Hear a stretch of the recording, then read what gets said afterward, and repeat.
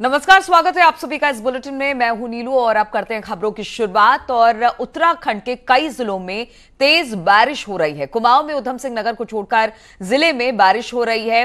हर जिले में यह बारिश देखने को मिल रही है। बागेश्वर, अल्मोड़ा, हल्द्वानी, पिथौरागढ़, चंपावत में इस वक्त जोरदार बारिश हो रही है। वहीं देहरादून में भी हल्की बारिश शुरू हो चुकी है। उत्तरकाशी, चमोली में बारिश नहीं हो रही है।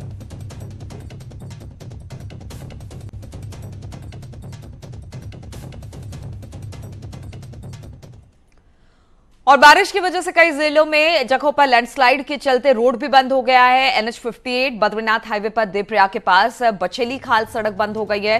वहीं पिथौरागढ़ के मुनस्यारी में शुक्रवार देर रात से लगातार तेज बारिश हो रही है, जिसके चलते कई नदियां उफान पर हैं। और तवा घाट की जो सड़क है वहां पर भी लैंडस्लाइड के चलते ये बंद हो चुकी है। धारचूला पगला मलमार्ग भी भूस्खलन के चलते बंद हो चुका है। बद्रीनाथ हाईवे पर पागल नाला और भनेर पानी के पास की भी सड़क बंद हो चुकी है।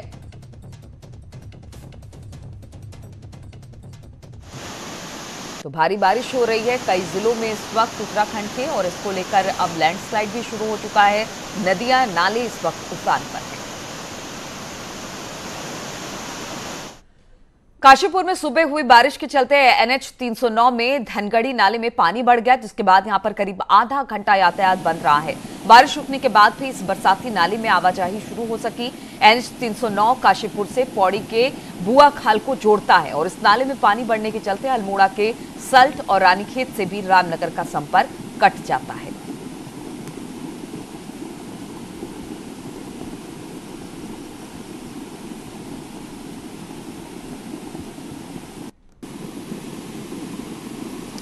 और इसी पर बातचीत करने के लिए किशोर रावत देहरादून से हमारे साथ जुड़ गए हैं। किशोर, बरसात शुरू हो गई है और इस वक्त भारी बरसात कई जिलों में हो रही है। कौन कौन से ऐसे जिले हैं जहां पर यह बारिश हो रही है?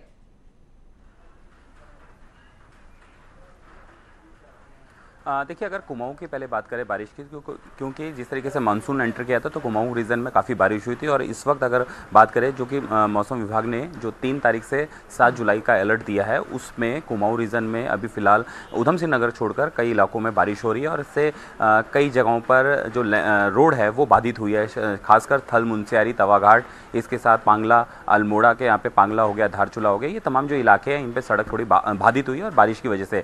तो अगर मैं वैसे बात करूँ पूरी ओवरऑल सड़कों की बात करें तो 8 ग्रामीण सड़कें जो गाँव को और लिंक रोड जोड़ती है, उसके साथ एक स्टेट हाईवे और एक नेशनल हाईवे। नेशनल हाईवे में नेशनल हाईवे 58 जो बछेली खाल के पास अवरुद्ध हुआ था, अभी फिलहाल जो जानकारी आ रही है उसमें जो PUWD और जो टीमें लगी हुई है, जो लगातार नेशनल हाईवे बन रहा है, उसमें फिलहाल रास्ता खोल दिया गया है। देवप्रयाग के बाद भी एक पत्थर आने के कारण बंद हुआ था, उसे भी खोल दिया गया है। लेकिन बद्रीनाथ की अगर बात करें तो पागल नाला और भनेरी, वहाँ पर फिलहाल अभी लैंडस्लाइड के कारण जो रोड है वो बंद है। कुल मिलाकर अगर बारिश का बात करें या जो तरीके से अलर्ट देने की बात की गई थी, तो उसके मुताबिक फिलहाल कुमाऊं के रीजन में ज़्यादा बारिश हो रही है। फिर गढ़वाल के रीजन में अगर बात करें तो देहरादून में फिलहाल अभी हल्की फुल्की बारिश आ रही है। हाँ, कुछ और किशोर, ये बारिश कब तक जारी रहेगी? किस तरह का अलर्ट है? कब तक किसी तरह से बरसात होगी?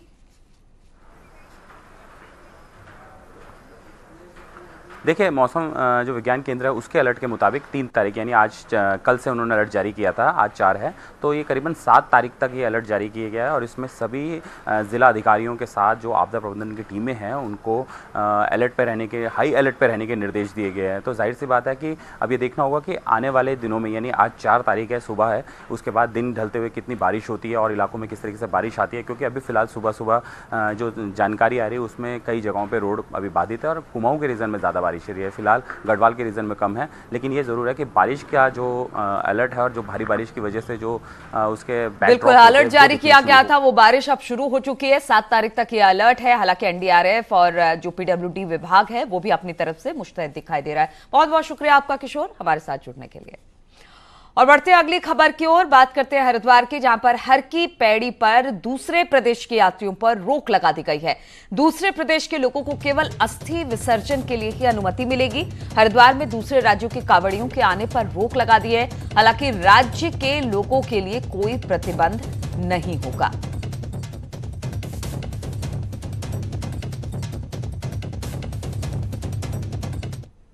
और और अब बात कोरोना की करते हैं तो उत्तरकाशी में कोरोना के अब तक कुल 2271 सैंपल जांच के लिए भेजे गए हैं, जिसमें 1817 की रिपोर्ट नेगेटिव आ चुकी है और 379 की रिपोर्ट आनी अभी बाकी है।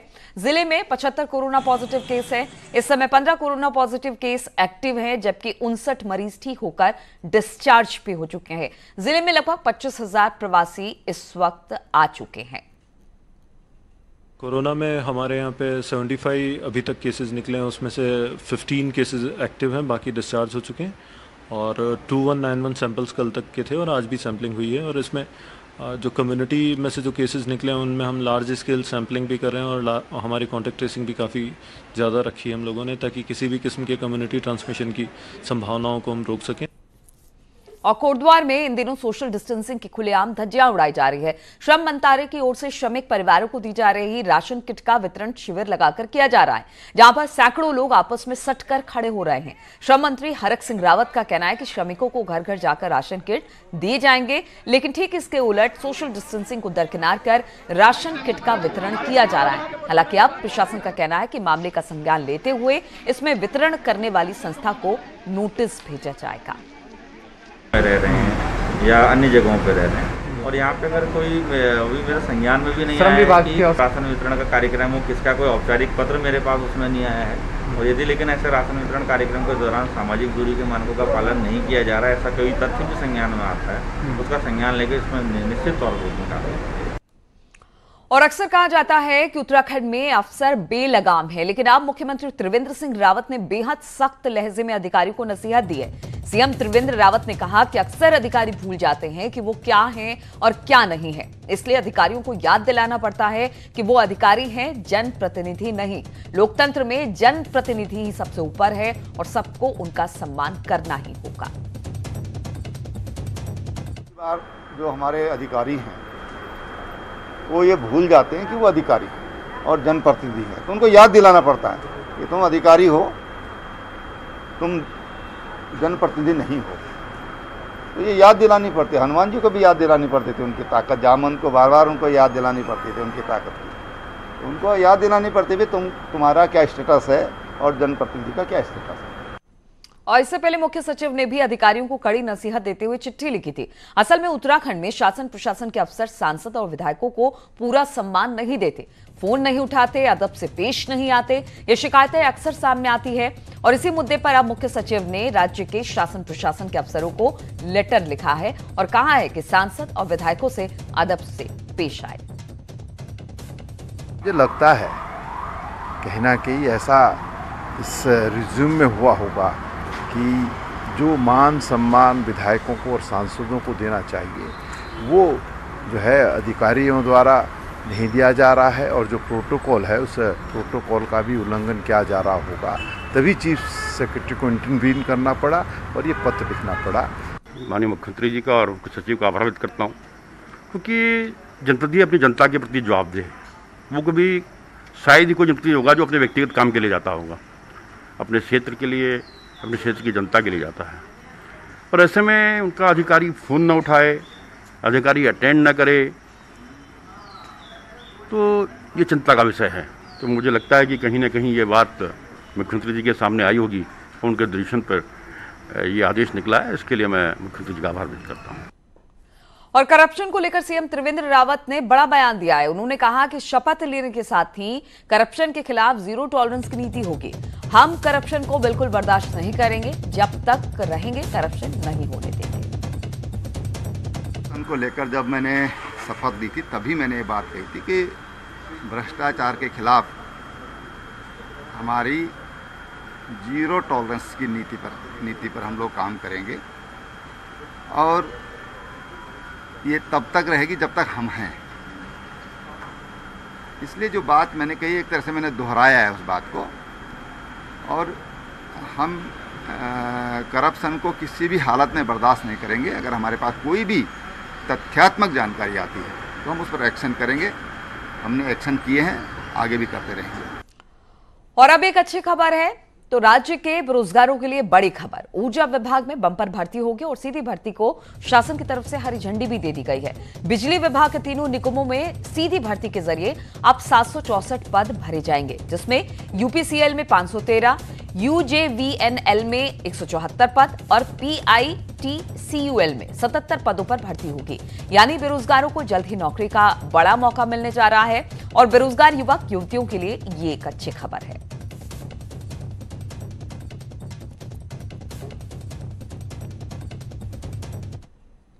और उत्तराखंड बीजेपी अब 10 जुलाई तक वर्चुअल रैली कॉन्फ्रेंस का दौर खत्म करने जा रही है। 10 जून से शुरू किए गए इस सिलसिले के तहत पार्टी अभी तक विधानसभा स्तर पर 41 वीडियो कॉन्फ्रेंसिंग, राष्ट्रीय स्तर के नेताओं ने 2 बड़ी वर्चुअल रैली की, जिला और मंडल स्तर पर 160 वर्चुअल रैलियां कर चुकी है और अब अगले चरण में पार्टी विधानसभा स्तर पर अपने नेताओं से 1-to-1 करने जा रही है। लेकिन कांग्रेस को ये रैलियां हजम नहीं हो रही। कांग्रेस का कहना है कि बीजेपी नेता जमीन पर नहीं, खुद वर्चुअल दुनिया में ही रहते हैं, इसलिए वो रैलियां भी वर्चुअल ही कर रहे हैं।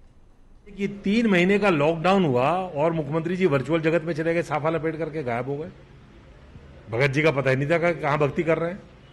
पूरे भारतीय जनता पार्टी के मंत्रिमंडल का केवल अखबार में फोटो दिखता था, जनता के बीच में कहीं नहीं दिखे। तो वर्चुअल जगत में रहने वाले लोग, उनकी वर्चुअल रैलियां ठीक रहेंगी। हम तो रियल वास्तविक जगत में रहने वाले लोग हैं, जनता के बीच में रहे। वर्चुअल रैली हमने कहीं सभा करके नहीं की है, एक कमरे में बैठकर की है और अलग अलग लोगों ने अलग अलग जगह पर सुना है। हमने कोई उसका नियमों का उल्लंघन नहीं किया है। उन्होंने धरना दिया, प्रदर्शन किया, एक साथ खड़े होकर किया, एक साथ बैठ के किया है, तो इसलिए उनका नियम विरुद्ध है। और शहरी विकास मंत्री मदन कौशिक ने हरिद्वार नगर निगम में सभी पार्षदों और अधिकारियों की बैठक ली है। बैठक के दौरान सभी पार्षदों के वार्डों में आ रही समस्याओं को भी जाना और अधिकारियों से सवाल जवाब भी किए।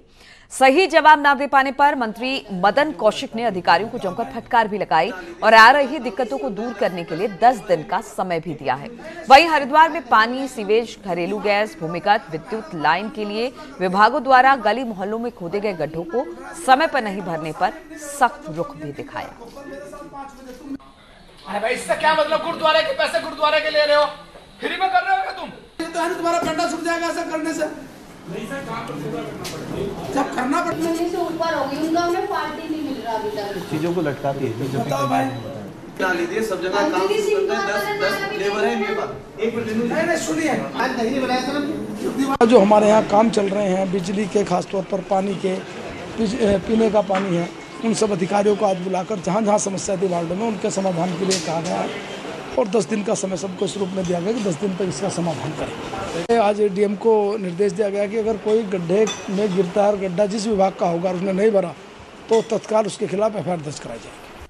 और पहाड़ में बदहाल इंटरनेट सुविधा लोगों के लिए मुसीबत बनी हुई है। इंटरनेट की बदहाली नहीं स्कूली बच्चों के लिए ही नहीं बल्कि हाईकोर्ट के अधिवक्ता भी इससे परेशान हैं। इसके साथ ही स्कूली बच्चों की पढ़ाई तो इंटरनेट की सुविधा ठीक से ना होने से के चलते ठप भी हो रही है। लगातार शिकायत के बाद कमिश्नर कुमाऊं ने सभी नेटवर्क ऑपरेटरों को निर्देश जारी किए हैं कि अपनी सुविधाओं को दुरुस्त करें।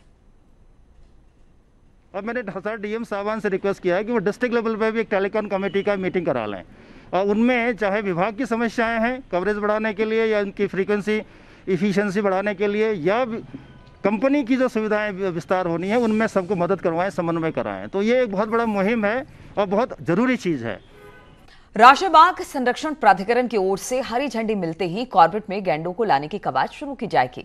कॉर्बेट में ढिकाला, हाथीकुंड और पटेर पानी को भारतीय वन्यजीव संस्थान ने अपनी स्टडी में उपयुक्त वास स्थल माना है।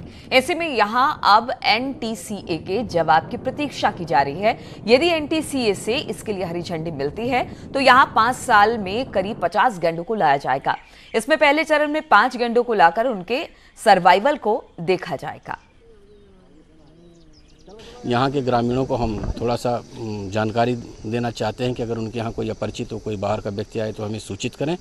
उन्हें थोड़ा सा वन अधिनियमों की भी जानकारी देंगे और उनके जन सहयोग के लिए भी उनसे अपेक्षा करेंगे, उनमें जागरूकता पैदा करेंगे। आज के गश्त का ये मुख्य अभियान है। सर आज उसी अभियान के तहत एक फ्लैग मार्च किया जा रहा है जिसमें बिजरानी और सतबुली रेंज का सारा स्टाफ तथा बगल में स्थित रामनगर वन प्रभाग के रेंज का स्टाफ है। तो ये अंतर प्रभागीय गश्त भी एक इसमें से हो रही है। इसका आज का मुख्य उद्देश्य है कि जो हमारे सीमा पे स्थित गांव हैं जैसे सुंदरखाल है, ढिकुली है, गर्जिया है और देवी चौड़ है। और पिथौरागढ़ यूं तो प्राकृतिक सुंदरता के लिए जाना ही जाता है, लेकिन इन दिनों इसकी सुंदरता पर चार चांद लगा रहा है भुरमुनी का वाटरफॉल। ये वाटरफॉल वजूद में तो सदियों से था, लेकिन लोग कोरोना काल में ही इससे रूबरू हो पाए।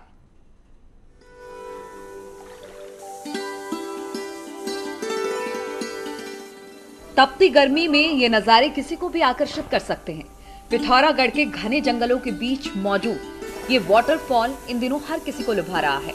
इस झरने की खोज का किस्सा भी काफी दिलचस्प है।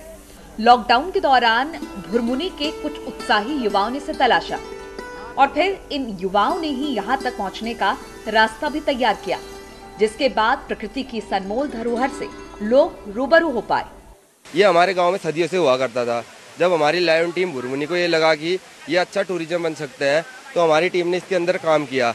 हमारी टीम ने इसमें रास्ते बनाए, रास्ते की सफाई करी। यहाँ नहाने के लिए हमने ये बनाया, पहले ऐसा नहीं था नहाने के लिए, ये हम लोगों ने खुद बनाया है ये। अब इस झरने का लुत्फ लेने रोजाना भारी संख्या में लोग पहुंच रहे हैं। ये बात अलग है कि यहाँ तक पहुंचना अभी आसान नहीं है। स्थानीय युवाओं ने अपनी मेहनत से झरने को इस लायक बनाया है कि लोग इसका आनंद ले सके।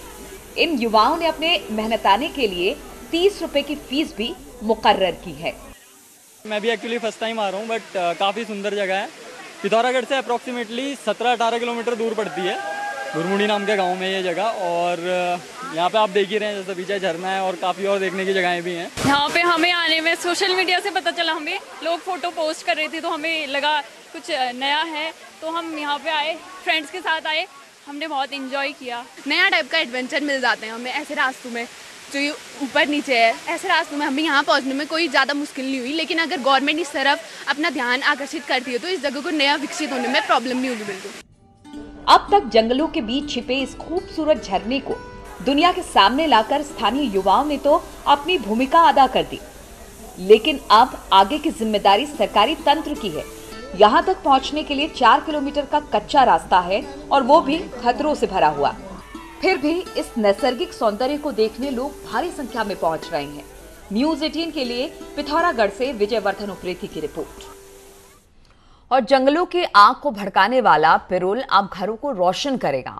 और अब तक पिरूल के संयंत्र लगाने की सिर्फ बात होती थी, लेकिन अल्मोड़ा में एक ऐसा संयंत्र लगा दिया गया जिसमें पिरूल से 25 किलोवाट बिजली का उत्पादन किया जाएगा। हर साल गर्मियों में उत्तराखंड के जंगलों में ये नजारा आम है। जंगल के एक हिस्से में आग लगती है और पिरूल के जरिए पूरे इलाके को अपनी चपेट में ले लेती है। लेकिन अब ये पिरूल आग लगाने का नहीं बल्कि घरों में रोशनी फैलाने का काम करेगा। आत्मनिर्भर योजना के तहत अल्मोड़ा के बल्ट गांव की 7 महिलाओं ने बिजली विभाग के साथ अनुबंध किया है, जिसमें चीड़ की पत्तियां यानी पिरूल से बिजली उत्पादन कर बिजली विभाग के ग्रिड से जोड़ा जाएगा। इसके लिए जीबी पंत पर्यावरण एवं विकास संस्थान महिलाओं को प्रशिक्षण दे रहा है। इससे महिलाएं भी काफी उत्साहित हैं। हमने जंगल से पिरूल इकट्ठा करा, जंगल में आग नहीं लगेगी और हम औरतों को रोजगार मिल गया है, क्योंकि जो जिनके पास गाय बकरियां नहीं थी थोड़ा उनको पैसा मिलने लग गया है, रोजगार मिलने लग गया है। समूह गठन करने का सिर्फ एकमात्र कारण ये था कि बेरोजगारी के दूर करने के लिए यहाँ पर बिजली बनाने के लिए पिरूल से एक संयंत्र लगाया गया, जिससे बिजली बनेगी और वो उसके बाद बिजली को हम हाइडल विभाग को दे देंगे। इससे पिरूल में जो आग लग जाती थी जंगलों वो भी नहीं लगेगी और हमारे क्षेत्रवासियों को पानी की समस्या से भी निदान मिलेगी। 1 घंटे में ये संयंत्र 25 यूनिट बिजली पैदा कर सकता है। विद्युत विभाग के अधिशासी अभियंता का कहना है कि इसके लिए उन्होंने दाम भी तय कर लिए हैं। उसमें अभी प्लाइनोको समूह जो बल्टा में स्थित है वो वहाँ पर हमारी मीटरिंग का कार्य कंप्लीट हो गया है। संभवतः इस हफ्ते में वो हमें जनरेशन देना शुरू कर देगा। जो इनसे हमें जो टैरिफ रेट तय कर रहे हैं वो 7 रुपये 54 पैसे पर यूनिट के हिसाब से कर रहे हैं। आत्मनिर्भर योजना के तहत अब गांव में ही रोजगार की संभावनाएं तलाशी जा रही हैं। अकेले अल्मोड़ा जिले में 7 स्थानों पर इस तरह के संयंत्र लगाए गए हैं, जिससे स्थानीय महिलाओं को रोजगार भी मिलेगा और जंगलों को आग से भी बचाया जा सकेगा। न्यूज़ 18 के लिए अल्मोड़ा से किशन जोशी की रिपोर्ट। और पौड़ी जिले की रहने वाली एक महिला खेती की अनोखी अलख जगा रही हैं। कौशल्या देवी नाम की महिला कई गांव में जाकर बंजर खेतों में हल लगाकर उन्हें उपजाऊ बना रही हैं और पलायन करने वालों को आईना दिखा रही हैं। कौशल्या देवी अब इलाके में हलधर महिला के नाम से प्रसिद्ध है। 42 साल की कौशल्या देवी अब तक कई गांव में खेती को पुनर्जीवित कर चुकी हैं। में लगे और कि कानो बुनो कि छने तो पर मतलब पर कंडीशन से हो लगाना था लोग बोल दे रहे लोग के बोली सुन दो नहीं अब मन के कर दो सब क्या सुन दो नहीं जड़ में जब सब यहाँ पर मतलब सब कुछ आप कान चांद बस कि क्या को छनी कि क्या को बहनी माननी बाप नहीं आदमी क्यों नहीं वहाँ मजबूरी में हो लगा 4 बच्चे 5 छः पढ़ लिखण बच्चे छन और सब मतलब कानूनी पुनः बच्चों बना कान पुनः महिलाएं भी कहीं पुरुषों से कम नहीं है और कुछ भी कर सकती हैं। तो ये इस महिला ने साबित किया है कि वास्तव में महिलाएं इस प्रदेश की रीढ़ हैं। और 21 साल पहले बीरू जोशी का जीवन एक कुर्सी पर आकर अटक गया, लेकिन अपनी आवाज के जादू से लोगों के दिलों पर राज किया और अब एक ऐसी मुहिम शुरू की है जो दूसरे दिव्यांग कलाकारों के लिए मिसाल बन गई है। तेरी जय बोला गढ़कुमों की माता मेरी जय बोला। कभी जीने का जरिया बनी बीरू जोशी की मखमली आवाज आज लोगों के मदद की आस बन गई है। चमोली के चेपड़ो गांव के बीरू जोशी खुद का दर्द भूलकर रोजाना फेसबुक, यूट्यूब पर लाइव कर पैसा कमाते हैं और इसी पैसे से दूसरे दिव्यांग कलाकारों को भेजकर मदद में जुटे हैं।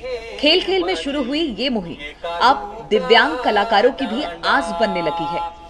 और उनके द्वारा जो धनराशि मुझे भेजी गई है मेरे अकाउंट तक पहुंच चुकी है। मैं उनका बहुत बहुत धन्यवाद करता हूं और जिन जिन लोगों को उन्होंने ये धनराशि पहुंचाई है उन सब की ओर से मैं श्री बीरू जोशी जी का बहुत बहुत धन्यवाद करता हूं। मैं पंडित सुधीर ग्वाड़ी लोक गायक बीरू जोशी जी का हृदय से हार्दिक धन्यवाद एवं आभार प्रकट करना चाहता हूं। और धन्यवाद करना चाहूँगा बड़े भाई बीरू जोशी जी का, जिन्होंने इस कोरोना महामारी में हम लोगों को 1000 रुपये के रूप में आर्थिक सहायता करी। 27 मई 1999 में एक सड़क हादसे में बीरू जोशी की रीढ़ की हड्डी टूट गई थी, लेकिन उन्होंने अपना हौसला नहीं खोया और अपनी आवाज को जीने का जरिया बना दिया। साल 2006 से इस लोक कलाकार ने सुरों की ऐसी तान छेड़ी कि उनके गाए 7 एल्बम रिलीज हुए, जिसने लोगों के दिलों में अपनी जगह बना ली। बीरू अब अपनी पीड़ा को भूलकर लोगों की मदद में जुटे हैं। मेरे पास अपनी एक आवाज थी और आवाज के माध्यम से ही मैं लोगों तक पहुंच सकता था। जहां मुझे ऐसा लगा कि जहां अब मैं नहीं जा सकता हूं, जहां मैं चल फिर नहीं सकता हूं, वहां मैं अपनी आवाज पहुंचाऊंगा। बीरू जोशी की मुहिम रंग लाने लगी है और ये उन कलाकारों के लिए भी नजीर है जो सरकारों के आगे लॉकडाउन में मदद की आस लगाए हैं।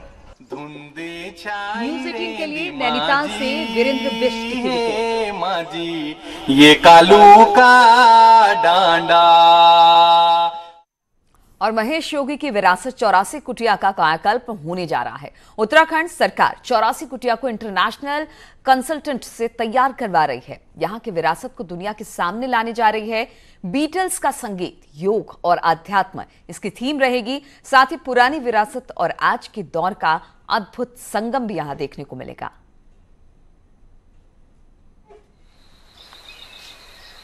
योगा उसके लेकर हमने नेशनल और इंटरनेशनल लेवल पे टेंडर करने का और कंसर्ट को हायर करने का निर्णय लिया है कि ऐसा कंसर्ट जो इस सब को, जो उसका हिस्टोरिकल, धार्मिक और सब चीज़, नेचुरल, ये सब चीज़ें और जड़ी बूटियाँ, इन सब को जो है वाइल्ड लाइफ, इन सब को समेट कर हम वहाँ एक बहुत जिसके उसका पुराना स्वरूप भी बना रहे।